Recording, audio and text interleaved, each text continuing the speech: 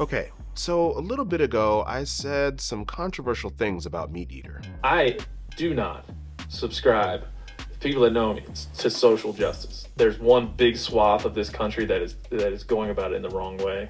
Wait a minute. Wait a minute.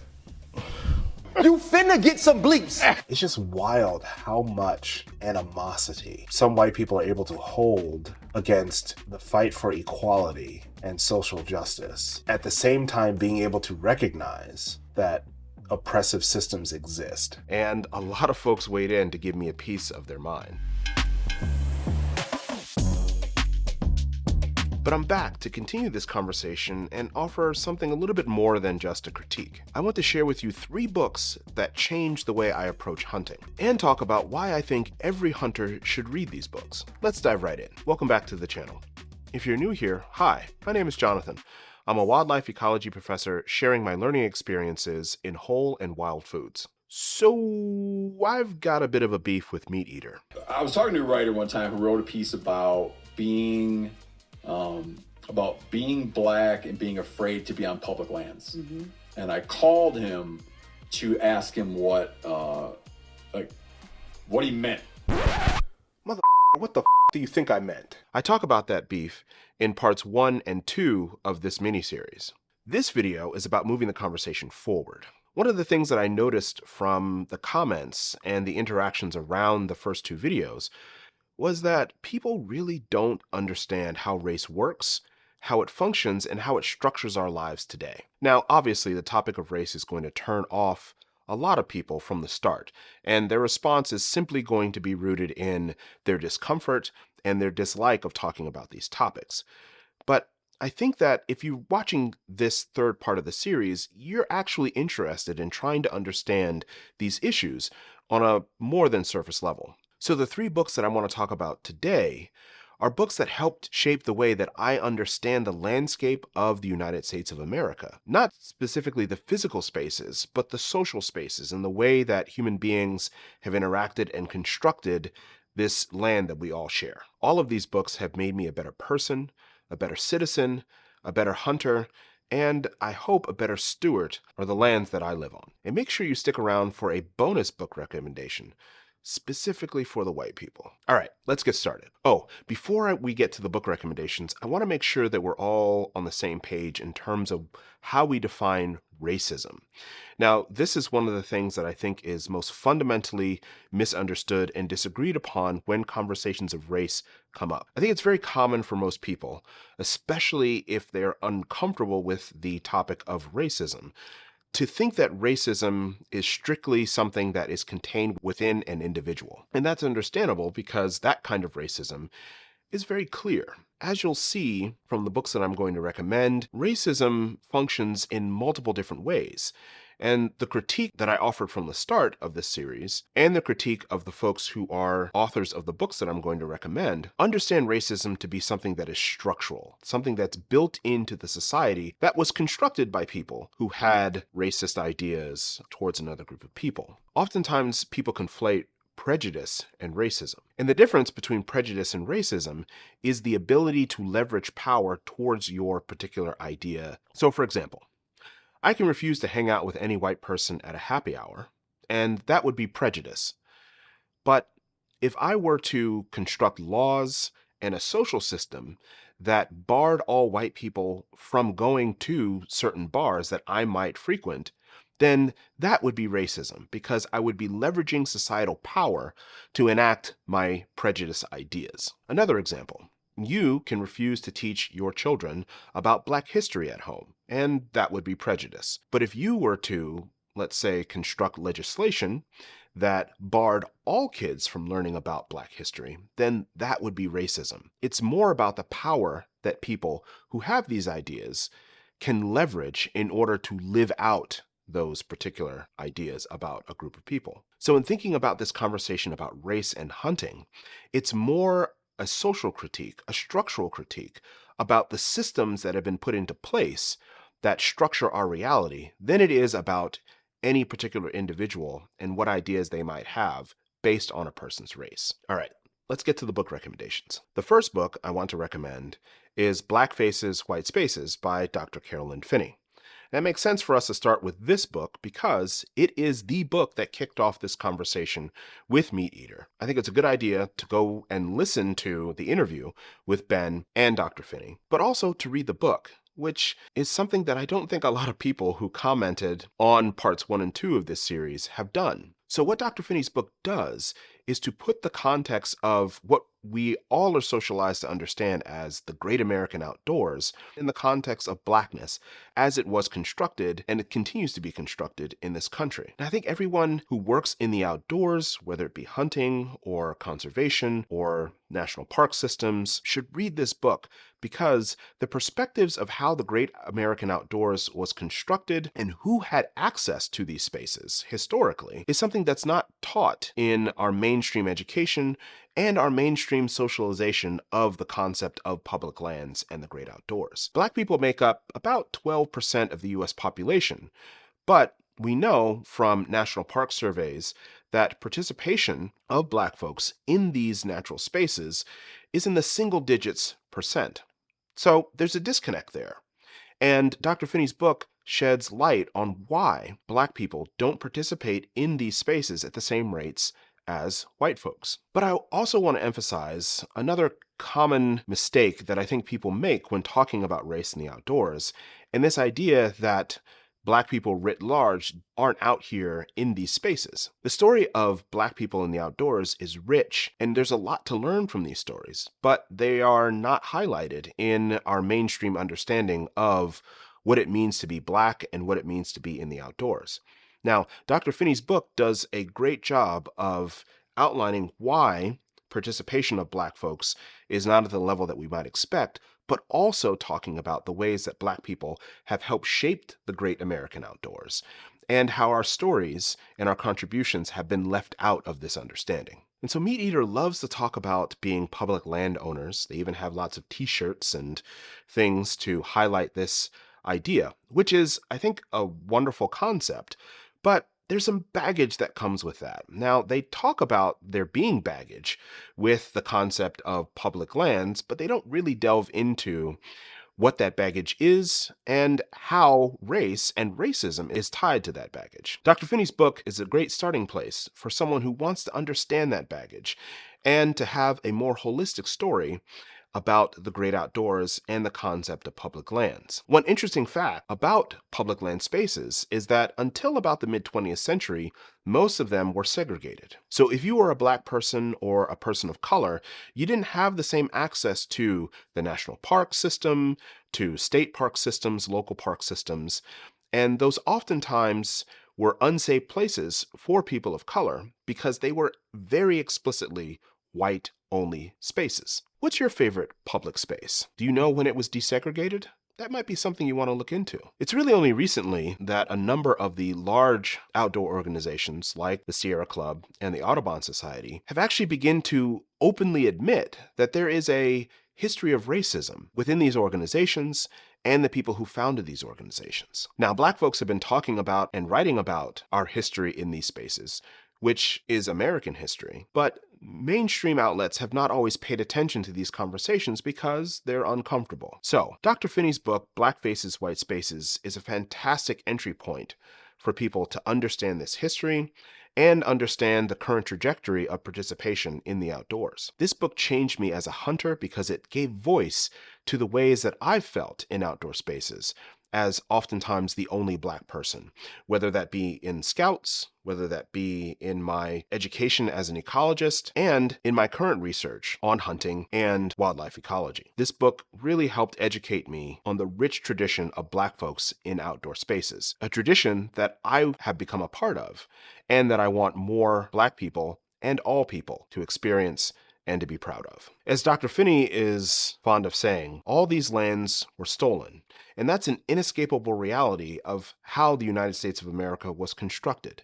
It was constructed without the consent and on top of the lives and spaces that Indigenous peoples had created on this continent. An Indigenous Peoples History of the United States by Dr. Roxanne Dunbar Ortiz is a very direct challenge to the mostly positive mythology of how the United States of America was constructed. This is a very uncomfortable reality of U.S. history. So much so that almost none of it is covered in our education systems. As a nation, this history is not something that we like to share, that we like to talk about, and certainly not something that we want our young people to be aware of, lest they grow up to believe that maybe the United States is not a beacon of justice, of democracy, and freedom. So I only recommend this book to people if you're ready to tackle American mythology, if you're ready to be critical of how the United States of America was constructed, and if you have a stomach for what can only be described as psychopathic behavior by the majority of the founders of this nation. Most of the people who had mean things to say about parts 1 and 2 of this miniseries are not ready for this book, in the same way that most little kids are not ready to hear that babies don't actually come from a stork. But if you want to understand this country from the perspective of what was done to Indigenous people, what's still being done to Indigenous people to establish and maintain this nation, then this book is for you. Now, I think it's important for every hunter, whether or not they hunt on public or private land, to understand the whole history of how these lands came to be in control of the United States, in control of people that they know, or maybe in control of their own family. All these lands were stolen, and an Indigenous people's history of the United States will outline just how that process happened. This book made me a better hunter because it helped me see more of the whole history of the lands that I live in, and how white supremacy shaped and continues to shape the spaces that I hunt in. It gives voice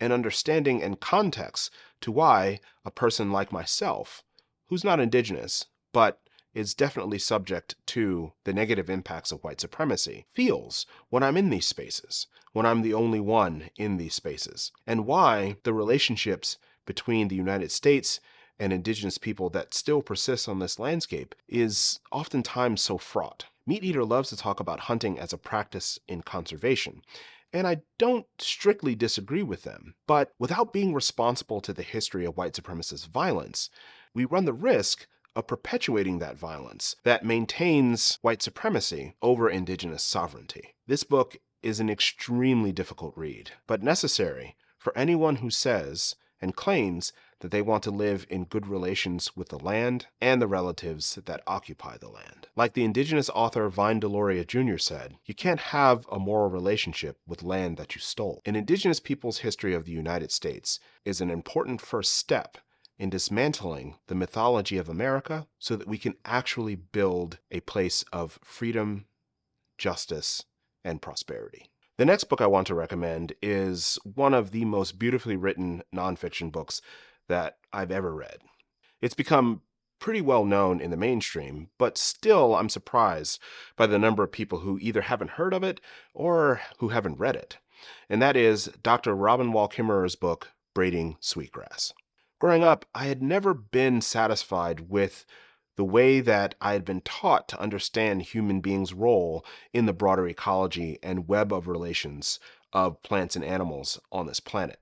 But reading this book, and specifically the story of Sky Woman Falling, made so much of how I felt inside and the relationship that I wanted to have with the outdoors and the organisms who I share that space makes sense. This book also opened me up to the necessity of reading more Indigenous scholars and learning from the rich traditions that have existed for millennia upon millennia before my ancestors and white people's ancestors came to and largely changed the landscape. And so as a hunter who wants to harvest animals ethically, I struggle to have a satisfactory moral understanding of what it means to take a life for my own subsistence. And rather than try to deny the agency and the personhood of the organisms that I was harvesting, which is something that I learned to do being raised in American society, I came to understand all organisms having personhood and having agency, and to not run from the inescapable reality that in order to live,